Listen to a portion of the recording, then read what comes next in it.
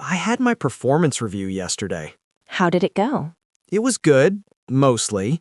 My manager praised 3 of my biggest projects. He said my work was excellent. That sounds great. It was. But then he said one thing. Just one comment about how I could be more proactive in team meetings. And that's all I can think about. It's like the 10 positive comments were erased by the one negative one. Why does my brain do that?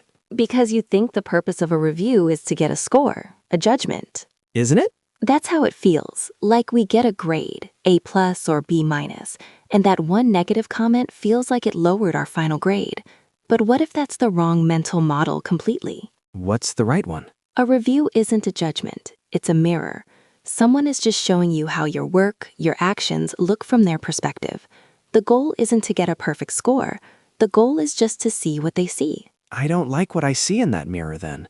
My first instinct is to argue, to explain why I'm not more proactive.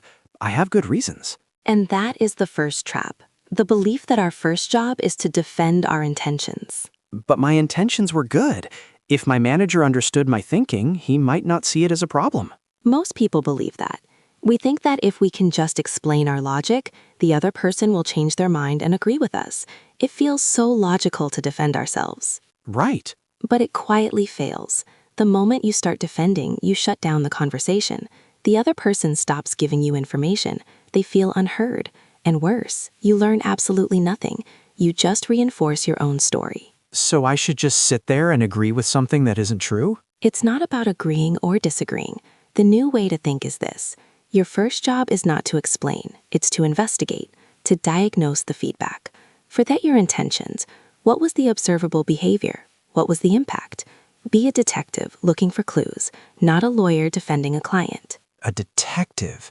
So you have to be completely unemotional about it. Exactly. You need to be detached. For example, your manager says you're not proactive.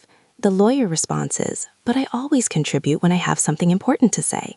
The detective response is, that's interesting. Could you give me an example of a recent meeting where you noticed that? I'd like to understand what you're seeing. That feels difficult. It's like I'm admitting they are right. Is it? Or are you just gathering data? You can't fix a problem until you have a clear diagnosis. Defending yourself is like telling the doctor his diagnosis is wrong before you've even let him finish the examination. Okay, I see that. You stay detached and gather the facts first. But this leads to the second problem. At some point, you have to decide if the feedback is right or wrong. And what if it's just wrong? That's the next belief we need to challenge. This idea that you must immediately sort feedback into 2 boxes, true or false. How else can you think about it? If my colleague says, you are terrible at presentations, I know that's false. I'm a good presenter. And by immediately deciding it's false, you put up a wall. It forces a conflict. You either have to reject their reality completely, which damages the relationship, or you have to accept it, which feels terrible. It's a binary choice, and both options are bad. So what's the alternative? Let the comment hang in the air? You don't have to agree with their conclusion, but you do have to accept their feeling as real. The new way of thinking is to replace agree or disagree with acknowledge and clarify. You validate their perspective first, before you investigate it. What does that sound like? If my colleague says, you are terrible at presentations, I can't say I agree. You don't. You say, I'm sorry it felt that way. It's important to me that my presentations are clear. Can you tell me what part of the presentation today was the least effective for you? So I'm not agreeing with the judgment terrible. I'm just acknowledging that they had a negative experience. Precisely. You are validating their feeling, which makes them feel heard. It turns them from an opponent into a collaborator. Now they are helping you solve a problem. You're asking for their help to see what they see. You might discover that terrible just means you spoke too fast, or one of your slides was confusing. The data is often much smaller and more specific than the initial emotional judgment. That makes sense. But what if the feedback is just delivered horribly? I once had a manager who yelled. He'd say things like, this report is a disaster. Are you even trying? It's impossible to be a calm detective when someone is shouting at you. It is, and that's the third common belief, that if the feedback is delivered badly, it has no value. Well, doesn't it? If someone can't communicate professionally, that's their problem, not mine. We believe this because it feels fair. It allows us to protect our ego by focusing on the other person's failure. I can't listen to this feedback because the delivery was unacceptable. It gives us permission to ignore the message. Which sounds reasonable to me. It is reasonable, but it doesn't serve you. By doing this, you allow someone else's weakness in communication to create a permanent blind spot for yourself. You might miss a piece of information that could change your career, all because it arrived in an ugly box. So what's the new way of thinking here? You have to learn to separate the message from the mess.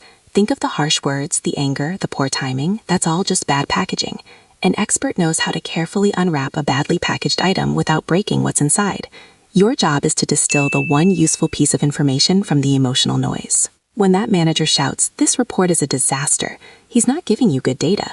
The data is buried, so you have to help him find it. How? By shouting back? By waiting. You let the emotion pass. Then you ask a question that distills the core issue. A question like, "I can see you're frustrated. So I can fix it. What is the single most important thing in this report that needs to be different right now?" That requires a lot of self-control. It does, but it shifts the entire dynamic. You become the calm, professional one in the room. You are no longer the target of the anger. You are the problem solver. You are helping them give you better feedback. This all sounds very logical, Sarah, very strategic, almost robotic. You have to be detached, you have to validate feelings you don't agree with, you have to distill messages from angry people, but feedback is emotional. It hurts. If this is all so simple, why do even very smart, very successful people get defensive and fail at this? Are we all just broken? We're not broken. We're wired for survival.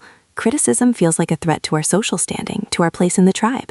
The emotional reaction, that feeling in your stomach, is normal. It's biological.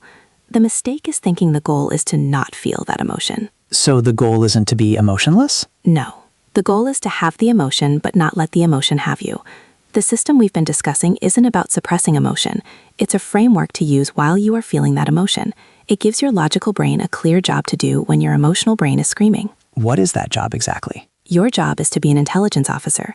Your mission is to collect information about the terrain. That's it. Some of your sources will be friendly and clear. Others will be hostile and confusing. But a good officer doesn't care. They know that even a hostile source can have valuable information. They remain impartial. Their job is to get the information, bring it back to base, and then decide what to do with it later. The feedback conversation is not the place to analyze the data. It's only the place to collect it. And that makes you feel less attacked. Because you're not a defendant on trial anymore. You're an explorer mapping a new territory, someone else's perception. To do that, you have to allow yourself to be a little bit lost. You have to be okay with not having all the answers. In that moment of receiving feedback, you have to be vulnerable. So it's not about growing a thicker skin, it's about becoming a better collector of information. The feedback isn't really about me, it's a clue about how my actions are landing with someone else. Exactly. And that clue might be poorly expressed, emotionally charged, and only 10% correct. But that 10% could be pure gold. It feels strange. To be more effective, you actually have to make yourself more vulnerable in the moment. Yes, but only for a moment. And you use a detached mindset to guide you through that vulnerability so you can remain impartial. Right. You don't argue, you validate their feeling, even if you don't agree with the conclusion. Then you just look for the real message. You distill the data from the noise. And you do it all later, in private, when you're calm. You know, I always thought that taking criticism well meant being strong, like a soldier who doesn't show pain. And what does it feel like now? It's not about strength. It's about curiosity. And curiosity is always a choice.